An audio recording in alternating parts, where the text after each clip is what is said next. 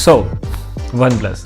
Let's talk about it. देखो 2021 मुझे ऐसा नहीं लगता कि वन प्लस के लिए ज़्यादा खास गया है। काफ़ी सारी कंट्रोवर्सी से वन प्लस पूरे साल घिरी रही थी। Let it be controversy one plus के एंड ओप्पो के मर्ज होने की, let it be controversy not 2 के ब्लास्ट होने की, या फिर एंड में आकर let it be controversy of one plus 9 and 9 pro के सॉफ्टवेयर की। एंड इसके लिए मुझे लगता है कि वन प्लस ना काफ़ी स्ट्रिक्ट स्टेप्स लेने की कोशिश कर रही है at this point, and I think इस एक चीज के लिए one plus should be appreciated a little. So if you remember, Oppo and one plus का जो ये मर्जर हो रहा था ना, इसके टाइम पर पीट लाउ ने अपने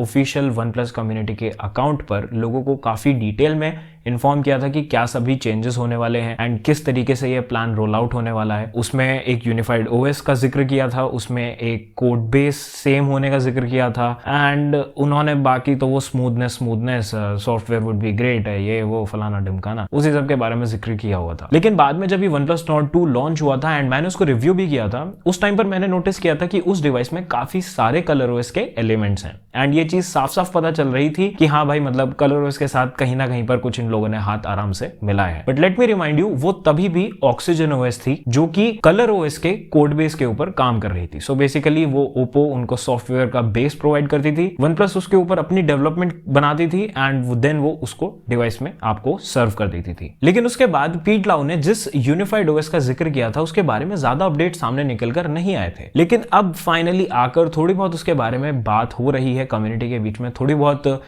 चीजें इधर उधर से निकलकर आ रही हैं, लोगों के कुछ पॉइंट ऑफ व्यूज हैं, मेरे भी कुछ पॉइंट ऑफ व्यूज हैं जो मुझे लगता है कि वन प्लस को शायद इंक्लूड करने चाहिए। So ya, let's talk about it. But before getting started, make sure you hit the like button if you like this video and also subscribe if you want to see more videos like this. So roll back करते हैं to 2015 जब OnePlus 2 launch करने वाली थी। लेकिन one plus 2 launch करने से पहले जब वन प्लस 1 लॉन्च हुआ था, ये चाइना में रन कर रहा था कलर ओएस के ऊपर, एंड ये वही कलर ओएस वर्जन था जो कि आपको उस टाइम पर ओप्पो डिवाइसेस में मिलता। उसके अलावा जितने भी ग्लोबल मार्केट में वन प्लस ने इस डिवाइस को लॉन्च किया था, इन्होंने इसमें साइनोजन ओएस ऑफर किया था। एंड अगर आपको साइनोजन ओएस की थोड़ी सी हिस्ट्री बताऊं तो आप ऐसा समझ सकते हैं कि एंड्रॉइड डेवलपर्स के लिए साइनोजन ओएस सबसे ज्यादा पसंदीदा एंड्रॉइड स्किन रही है। नेक्स्ट ईयर जब वन प्लस 2 लॉन्च होने वाला था, तो इनिशियली प्लान यही था कि ColorOS in China and Cyanogen OS in बाकी रेस्ट ऑफ मार्केट। लेकिन उस टाइम पर इंडिया मार्केट में आकर वन प्लस की एंड माइक्रोमैक्स का एक कोर्ट केस हो गया था बेसिकली। एंड माइक्रोमैक्स की एक सीरीज थी, आई होप आप सभी लोग को याद होगा, माइक्रोमैक्स यू, जिसमें इन्होंने साइनोजन ओएस ऑफर किया था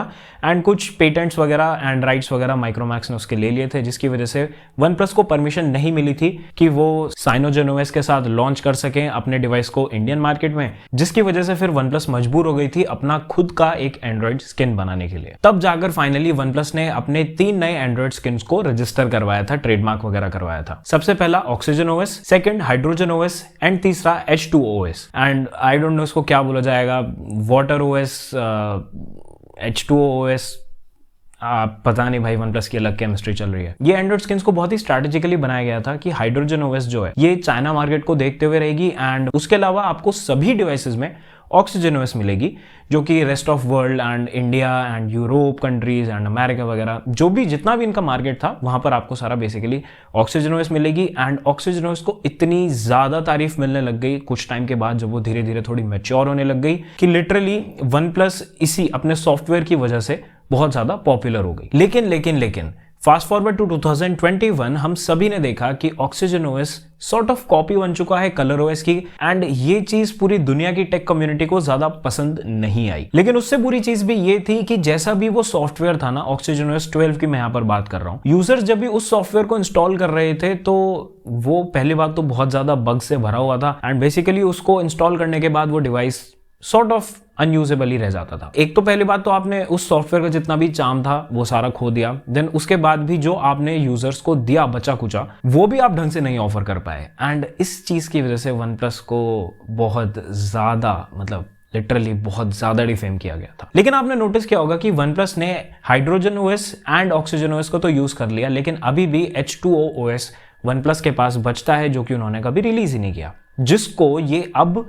डेवलप कर रहे हैं ओप्पो के साथ मिलकर so that Oppo and one plus अपने सभी डिवाइसेस में इसी एक एंड्रॉइड स्किन को यूज कर सकें। देखो लिटरली ऐसा लगता है कि ऑक्सीजनोस 10 के बाद वन प्लस ने जितने भी ऑक्सीजनोस के वर्जन्स रिलीज किए हैं, ऐसा लगता है कि उनको बनाने से पहले वन प्लस सॉफ्टवेयर प्रॉपरली बनाना भूल गई। ऑक्सीजनोस 10 से पहले OnePlus used to be the very first company जो कि अपने यूजर्स को अपडेट प्रोवाइड करती थी एंड सबसे ज्यादा उसके स्टेबल हुआ करते थे अपडेट्स। लेकिन आज की डेट में अगर बोलूं तो सॉफ्टवेयर अपडेट्स पहले बात तो बहुत ज्यादा डिले होते हैं एंड देन फाइनली जब भी वो आते हैं तो उसमें बहुत ज्यादा बग्स होते हैं। तो इतना तो हम समझ ही गए हैं कि वन प्लस को एक प्रॉपर सॉफ्टवेयर मैनेजमेंट की बहुत ज्यादा जरूरत है, जो कि शायद H2O OS से सॉल्व हो सकती है। लेकिन अब यहां पर एक चीज है जो कि आप नोटिस करेंगे, अगर OnePlus एंड Oppo के डिवाइसेस में आपको सेम ही सॉफ्टवेयर मिल जाएगा तो इन दोनों में डिफरेंशिएटिंग फैक्टर क्या बचेगा? देखो मुझे पर्सनली ऐसा फील होता है जो Oppo का H2O OS होगा ना, उसमें थोड़े बहुत ऐसे एलिमेंट्स होंगे जो कि रिजेंबल करेंगे H2O OS को, जो कि चाइना स्पेसिफिक था। लाइक उसमें थोड़ा बहुत एड्स वगैरह भी आपको देखने के लिए मिल सकते हैं, जैसा कि हमने कलर OS में देखा था। लेकिन उसके अलावा जो OnePlus का H2O OS होगा ना, वो थोड़ा बहुत ऑक्सीजन OS से रिजेंबल करेगा एंड उसमें बेसिकली ऑक्सीजन OS के एलिमेंट्स होंगे जो हम सभी को अभी तक बहुत ज्यादा पसंद आए हैं। एंड इतना जरूरी है जो H2O OS आने वाली है ना, इसमें आपको OnePlus के ऑक्सीजन OS की स्मूथनेस मिल जाएगी एंड OnePlus ने जैसा ऑक्सीजन OS 10 तक अपडेट्स के साथ किया ना कि आपको फास्ट एंड स्टेबल अपडेट्स मिलेंगे, आपको वो चीज मिलेगी एंड उसके अलावा एक clean and bloatware free experience मिलेगा। एंड जो कलर OS में आपको एक